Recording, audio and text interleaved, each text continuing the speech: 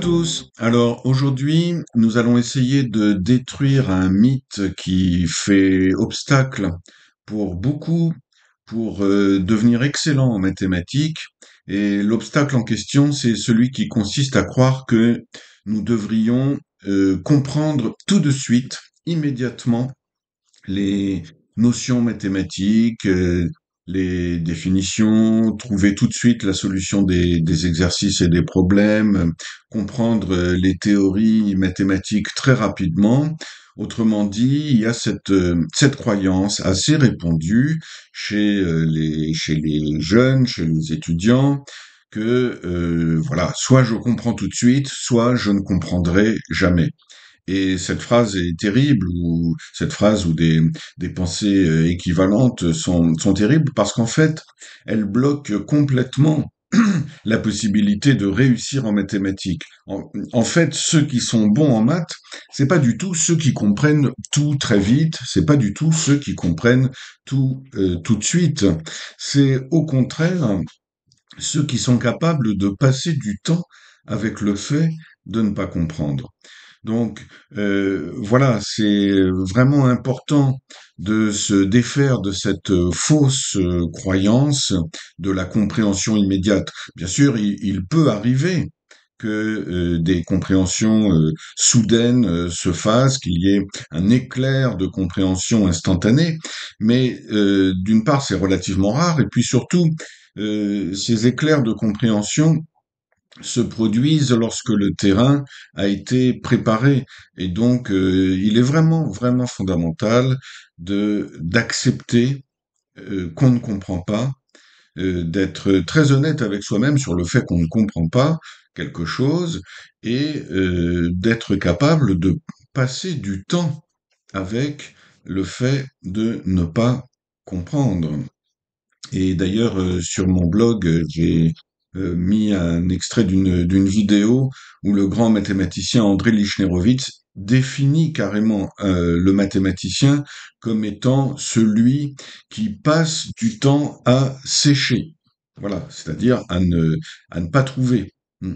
Et dans tous les cas, faire des mathématiques, ça implique donc de passer beaucoup de temps à ne pas comprendre ce qu'on essaye de comprendre.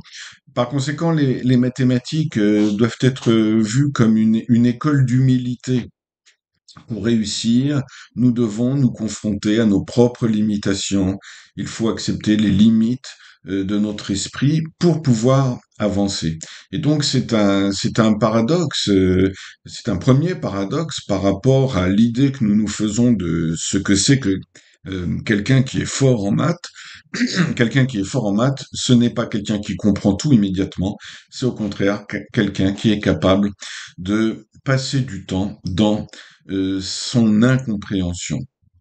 Et le deuxième paradoxe, qui est un paradoxe général, en fait, dans la possibilité de progresser, c'est qu'il faut à la fois accepter donc, comme je viens de le dire, mais aussi refuser en un sens de ne pas comprendre, parce que il s'agit pas de s'installer dans l'incompréhension et d'en faire une nouvelle identité. Si évidemment je me répète en boucle que de façon générale je ne comprends rien aux mathématiques, bon, ça va pas arranger les choses.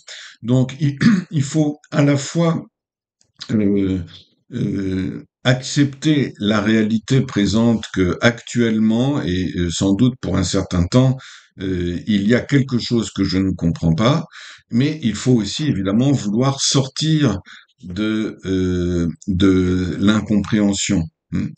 Donc, il s'agit à la fois d'accepter et de refuser de ne pas comprendre, l'accepter parce que c'est la réalité à laquelle nous sommes confrontés, mais la refuser au sens où nous voulons faire en sorte de changer cette situation. Et je dis que c'est un paradoxe général de la progression, parce que pour pouvoir progresser dans quelque domaine que ce soit, pour pouvoir transformer une situation quelle qu'elle soit, il faut à la fois accepter la situation telle qu'elle est, pour pouvoir prendre en compte la réalité actuelle, et puis la refuser au sens de avoir le désir d'aller vers une situation différente.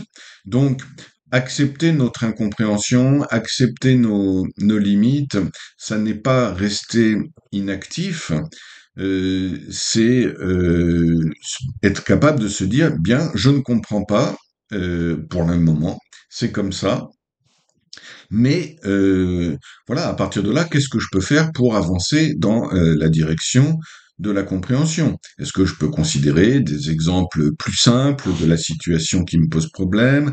Est-ce que je peux faire des dessins, des schémas? Est-ce que je peux consulter des articles ou des livres ou des sites internet?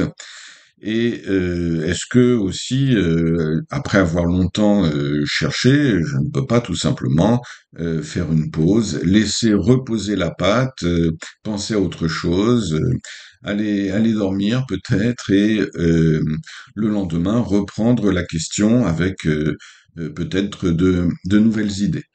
Donc voilà pour cette vidéo. S'il y a une chose à retenir, c'est que le fait de ne pas comprendre quelque chose en mathématiques et le fait de ne pas comprendre immédiatement en particulier ne signifie pas que je suis stupide.